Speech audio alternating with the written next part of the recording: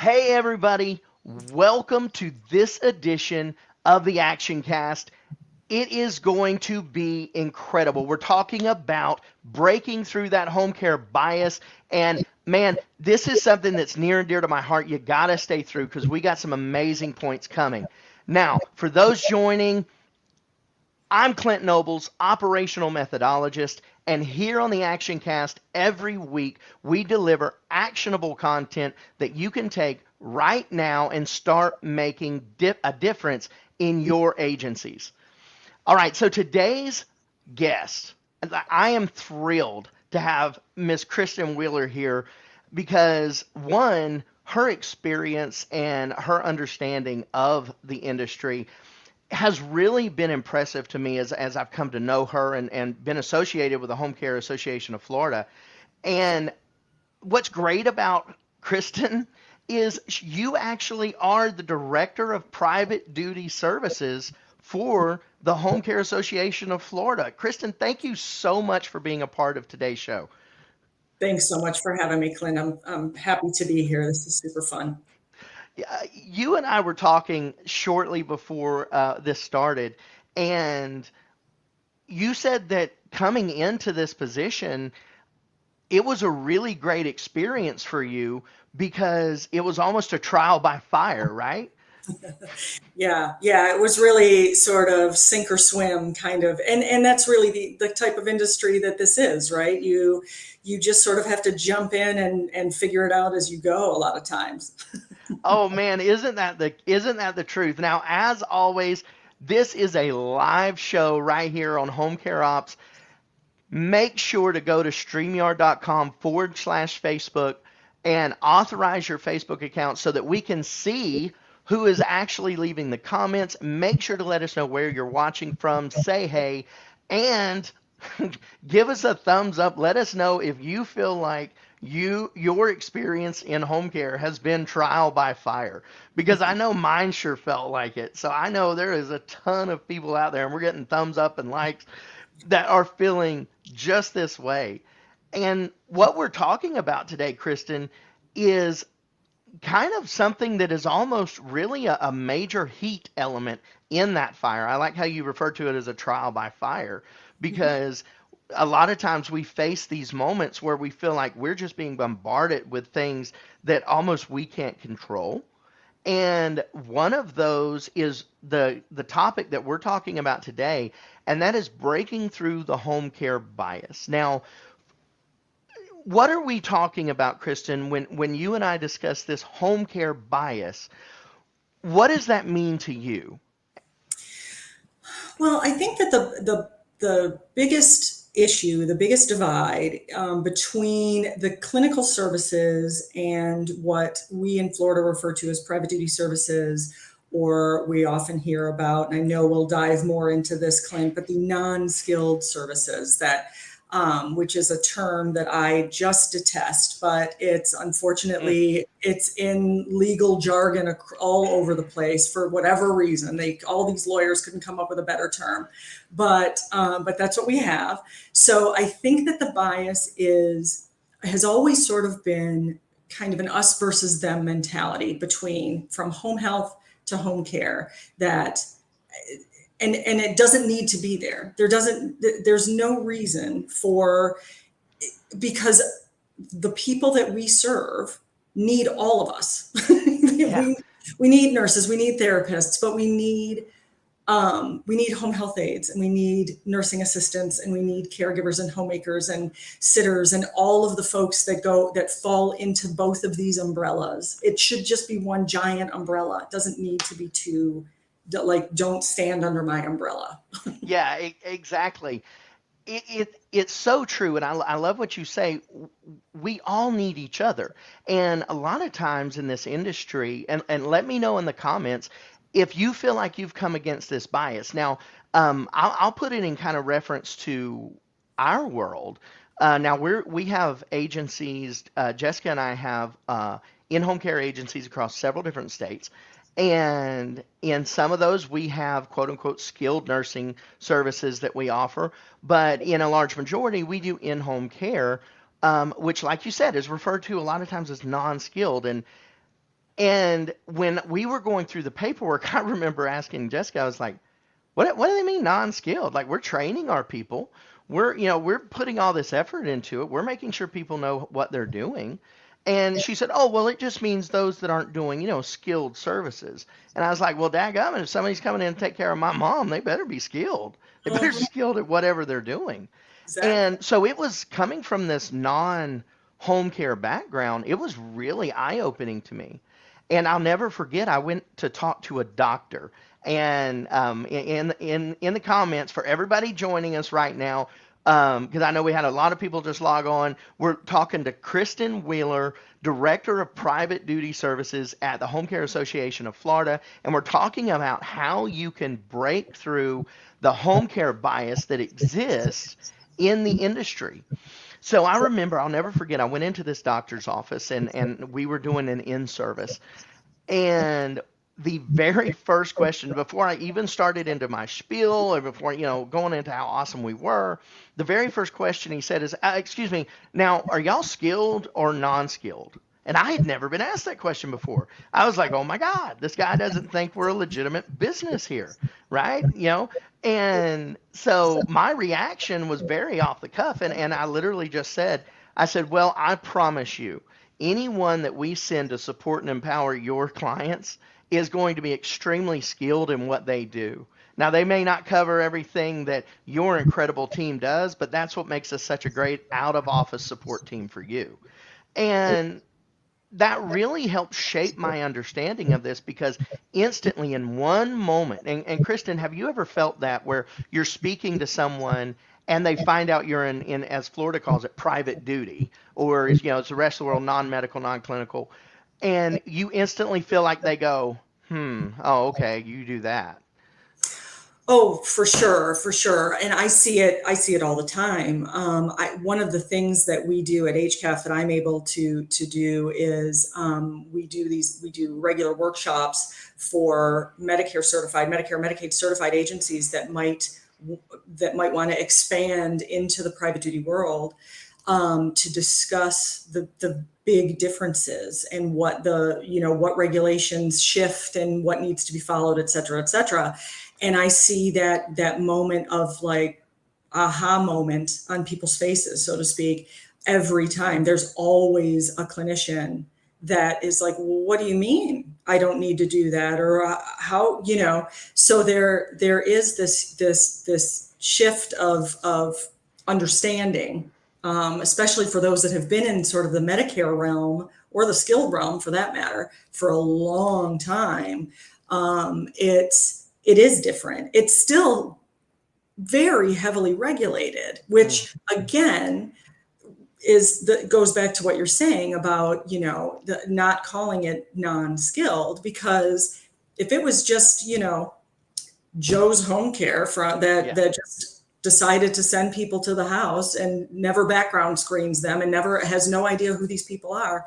Yeah, no, that's not what we're talking about here. We don't do that. I mean, to take it one step further, you call these people are referred to as being non-skilled, yet in the state of Florida, there's a very specific amount of training that people have to have before you can send them into someone's house. So, how is that non-skilled? Yeah, exactly. And you brought up a good point earlier because one of the questions that we discussed was why is there such a separation and disconnect between private duty or this, non-clinical, we'll call it, because I think that sounds better than maybe non-skilled, but uh, this non-clinical world and skilled services. And you brought up a really good point when you said it really goes to awareness. The truth is, both sides of this coin a lot of times aren't aware of what the other one actually does and how they actually work together. Right. Right. Absolutely.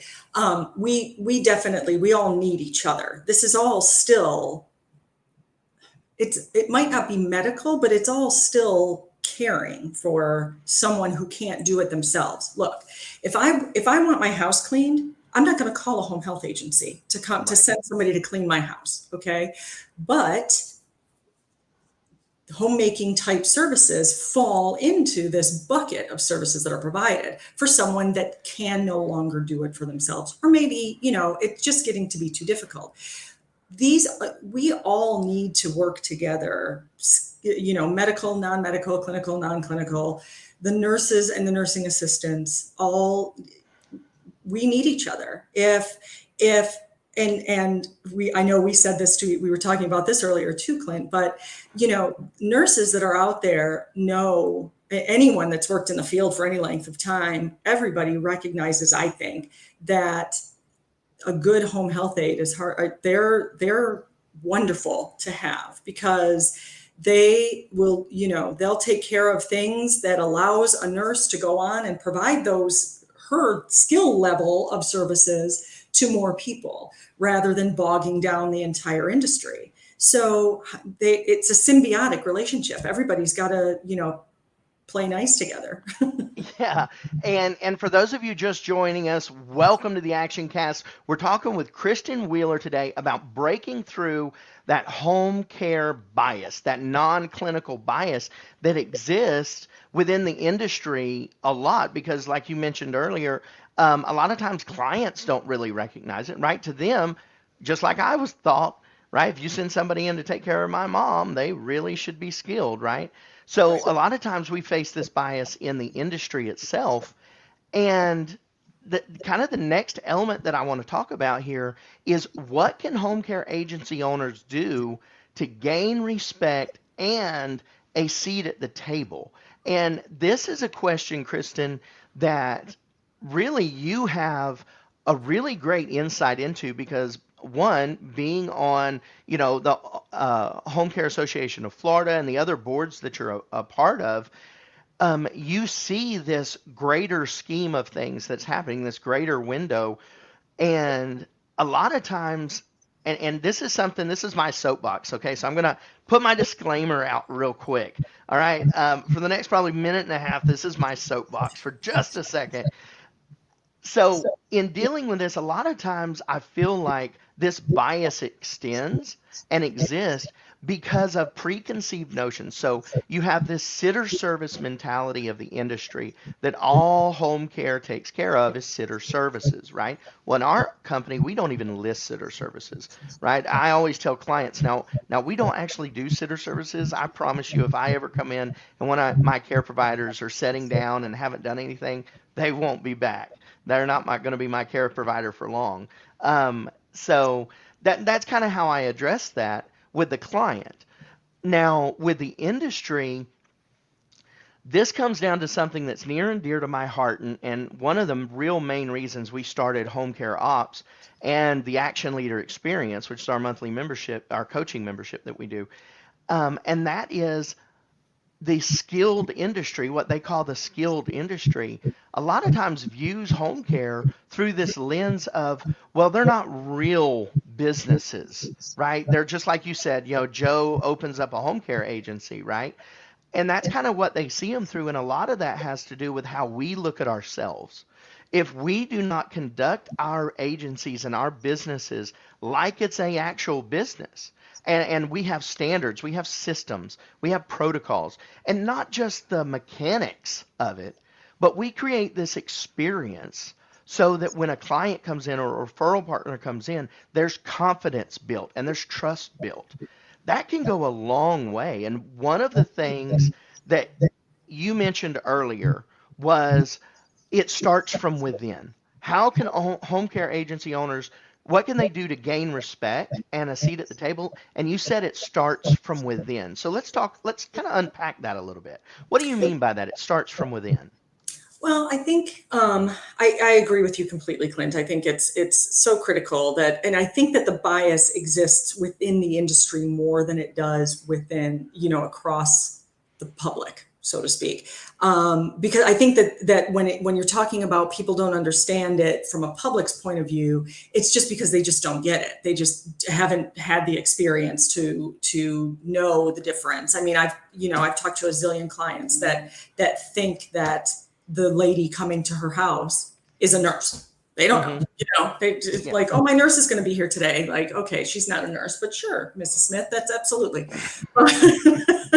But no, back to what you're saying, as it starts from within. I think it's critical for agency owners and administrators to first off let go of any bias they may already have. I think a lot of us come into the industry, if you're coming from that clinical area, if you're coming from a more clinical agency, a home health agency, and you decide to do this yourself, or you move to a home care agency in some way or another, you've got to let go of your bias and recognize if you think of it that way. Just, so look within yourself first, then within your agency, to make sure that those biases are being addressed, because the people that work for you feel it. They feel it too. They hear it too. They get referred to as the cleaning girl.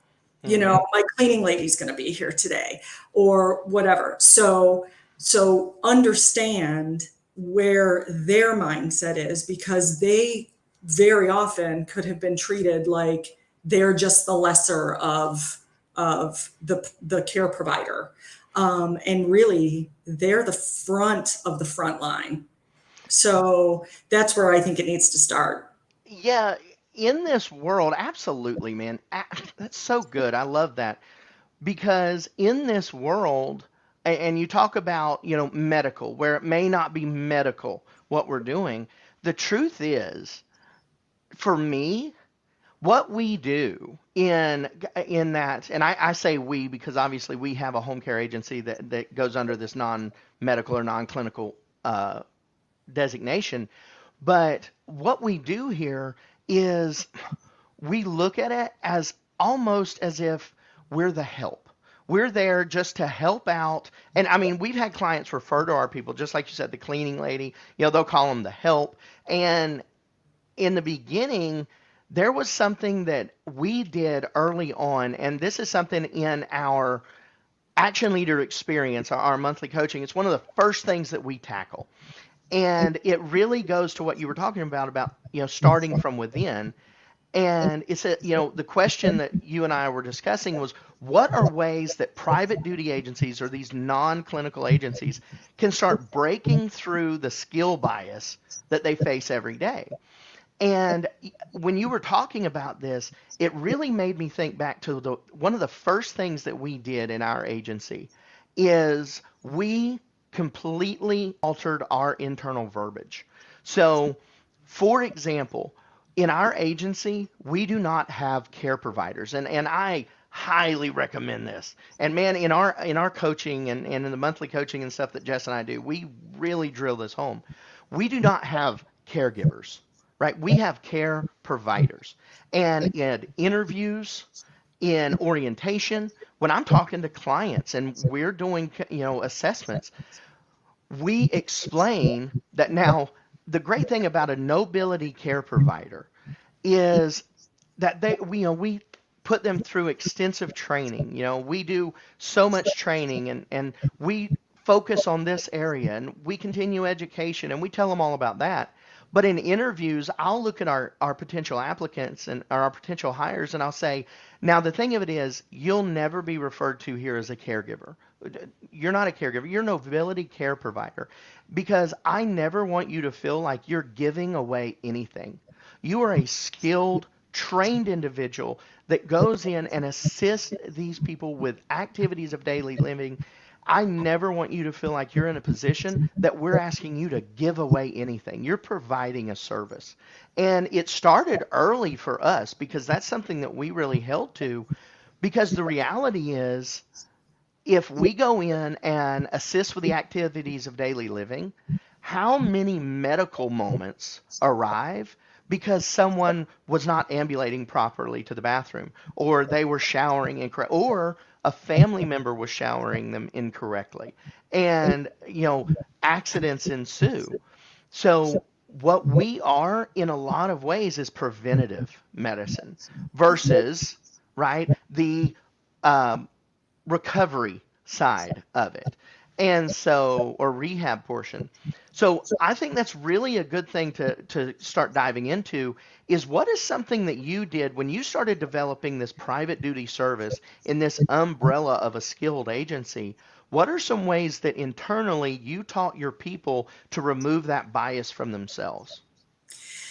Well, and let me just say, Clint, that's brilliant. The care provider is a super, and I have to believe that it's probably done wonders for your retention rates. Oh, it has.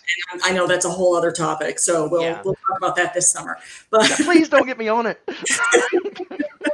but yeah, you're absolutely right. When I was still on the agency side of things and was developing a private duty program for a Medicare certified home health agency, there were massive biases, particularly from the clinical directors, right? Because everything they looked at their patients, their skilled need patients, whether it was, someone who had just had a knee replacement to someone with a wound, those were the most important. And if I said, I need a nurse to go out and do this assessment, I have this new client, it was, well, we don't have enough time. We don't have enough, I can't, I have to see my patients first. And it was like, okay, well, then. So I think the main thing, the biggest thing was to recognize that, or to get them to understand that not only is this good for our patients to know that we have these types of services available, but it's really good for the agency. It's really good for it's a huge revenue stream. I mean, it Yeah. can't be like if we're talking about just the business sense of it. Hmm. When you're looking at all these federal programs like Medicare, Medicaid, all of that, the reimbursement rates continue to be cut always. There's cuts Hmm. constantly every year. Private duty rates are private duty rates, Yeah. so private duty can really save your agency. And I saw it happen. I've seen it happen time and time again. Yeah, when we obviously in the action leader experience, we do a lot of group coaching, and we have a whole startup portion within the action leader experience that we kind of coach through. And a lot of times startup agencies feel like focusing on the Medicaid or all of these different, governmental contract elements are really the first thing they need to do because it's, they're just sending referrals. And if you're in the Medicaid world, sometimes referrals are really plentiful. Getting people to actually go to them on this 1 hour shift or 2 hour shift is virtually impossible sometimes. So it's not necessarily the demand that's a problem; it's the delivery. And one thing that we really coach in, and this goes into that bias that we have within ourselves, is feeling like that's what we deserve. That's what we are allowed to have from the medical world. This is what we get. The reality is that we are business owners. There's a point of the action leader experience where we literally get our people to say, like proud and loud, I am a business owner, right? I own a business because there's this moment that you realize that I'm in control. This is a business by design. If I don't want to do this, if this isn't what I want to focus on, then I figure out how to achieve the end result by focusing on what I do want to focus on. And that's what's so amazing to me about this is really digging into it and understanding that just like we were talking about, if we want to break through this bias, then number one, and to kind of sum this up here really quickly, because man, Kristen, you have killed this, and I went and looked this up because Jonah didn't actually put up that it was him doing it because he didn't go to StreamYard.com/Facebook and authorize his account. But I looked this up because this is so great. Jonah says this is spot on, and we love Jonah. He's from the home care operators community. He posts quite a bit. Really, it's fantastic. But he said, as much as I hate it, I find a great opportunity to educate and change the perspective as to what we do and why non-skilled in my eyes is incorrect. And I think he brings up a fantastic thing there because that looking at it from a vantage point of, man, I get to educate this industry around me, right? One of the best ways that you can become an authority in what you do is by educating those around you and collaborating. Don't be scared as a business owner that if you collaborate with a home health agency that they're going to take all your business. Trust me, they don't want that business. They don't want what you do.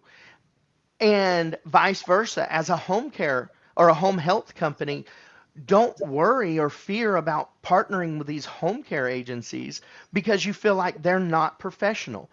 The reality is we are business owners. Say it loud and proud. Wake up every daggum morning, look in the mirror, and say, I am a business owner. I am professional. I conduct myself properly. I look at this as an enterprise, right? Not just a passion. So, can you tell that's something like I really am passionate about? Like, really, you are valuable in who you are and what you deliver. So, don't be worried that these people are going to take your business. And kind of to sum up, because I know I said that earlier, to We can talk sum about up, this for hours, yeah, Clint. We oh can my figure Lord, no joke. To sum up, Kristen, because you put this so well, when we're talking about how to break through this home care bias, understanding that really this separation and disconnect comes because neither side really understands what the other is capable of and how we can collaborate. And if we want to gain that respect from this industry, then that's what we're going to have to do. We're going to have to conduct ourselves in a professional fashion, showcase that we are business owners and that we run and operate a professional business.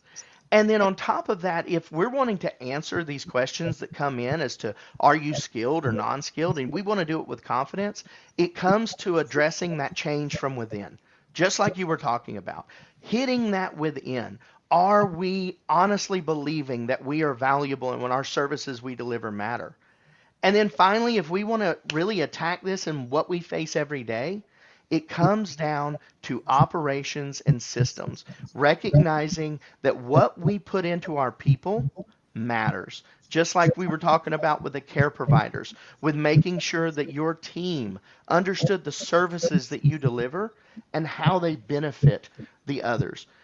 I mean, that's what it takes to break through this bias. And you were so eloquent in delivering this. Like I appreciate you so much in doing this because you did fantastic with this. Thanks. So now, all right. So let a couple things before we head off here. Obviously, you can go to the Home Care Association of Florida, homecarefla.org, and y'all have an incredible email list. Like if you are in Florida, there is absolutely no reason you are not on this email list and a part of HCAP because the resources that y'all give out are incredible. Your webinars, all that stuff. So if you are in Florida, and I know we have a ton of people in Florida on home care. I mean, we have almost 3,000 members in the home care operators community, and a lot of them are in Florida. So make sure to go to homecarefla.org. And, Kristen, you have Home Care Con coming up, right? Hey, yes, we have Home Care Con in person. So excited. Woo! Yes, we just didn't know where it was going to go this year. We talked about doing a hybrid, doing it partially virtual, doing it in person. And after consulting with the board of directors, et cetera, we just went ahead and said, you know what, we're doing it. We're going to go back in person. Vaccines are readily available now, and Yep. we're finally sort of seeing a light at the end of the tunnel. So yes, please join us in Orlando this summer.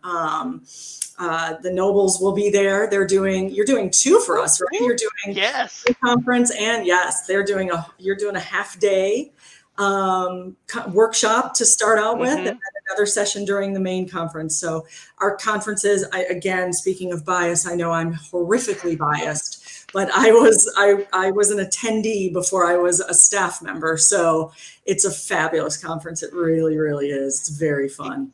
I am thrilled, and thank you so much for letting Jess and I be a part of this. Can't wait. It really is incredible to see all of the speakers that you have. And if y'all haven't went, and I love your topic, A Brave New World, that's kind of your focus for what the conference is. And go to homecarecon.com, start looking into it. Look at the speakers. The list of speakers is incredible. I know two of them are fairly decent, but the rest of them make up for it. I promise. No, you have a really great list of speakers, and the topics that are coming are fantastic. Make sure to go check out homecarecon.com. And I'm excited to talk about it because I get to talk about kind of the structure, the DNA of a self-replicating business, which is like, oh, that's my wheelhouse. I love it. I love it so much. It's awesome. But yeah, so they were asking, where do we get information for the conference? So where can they go? The best place they can go. Homecarecon.com is specifically about the conference. So all the up-to-date information that we have as we have it, it's still being tweaked. We're finalizing the agenda right now. It's not completed yet. But as it gets updated, that will all be there. You can always also call us with any questions about anything. The number at the association is area code 850-222-8967. I do have to say, homecarefla.org is being, very nice. Our main website, homecarefla.org, is actually, we are launching our brand new website this weekend. So if you go to our website today, it might not be working, but HomeCareCon is. So by all means, check it all out. It is, as you can see here, awesome graphic to begin. Make sure you register. I mean, it really is incredible what y'all have put together here. All right, so thank you so much for being on the show today. It really has been a tremendous blessing to have you here. I know the people have gotten such a great element out of it. We have all kind of comments and thumbs up and likes and whatever else the social media world has thrown at us. But Kristen, thank you so much. Now, a couple have asked about the Action Leader Experience, and if you want to learn more about that, go to homecareops.com. There's a waiting list you can join, and you get exclusive content. You get kind of sneak behind the curtains because the Action Leader Experience only opens twice a year. So we will not be opening it until August, but get on that waiting list because sometimes we have pop-up enrollments that come up. So when we collaborate with different people, we just collaborated with Home Care Pulse, and we had a special enrollment with that, so some people got in. So make sure and go to homecareops.com, get on that waiting list. It's really incredible. Kristen, thank you so much for being a part of this today. We had a great show talking about how to break through that home care bias. Really incredible. Thank you so much, Clint. I really had a great time. I love what you all are doing. So I can't wait to actually finally meet you in person this summer. I know it's going to be fantastic. Go to homecarecon.com, register for the event. It is amazing in beautiful Orlando, Florida. So let's get to it. And by all means, everybody, keep taking action.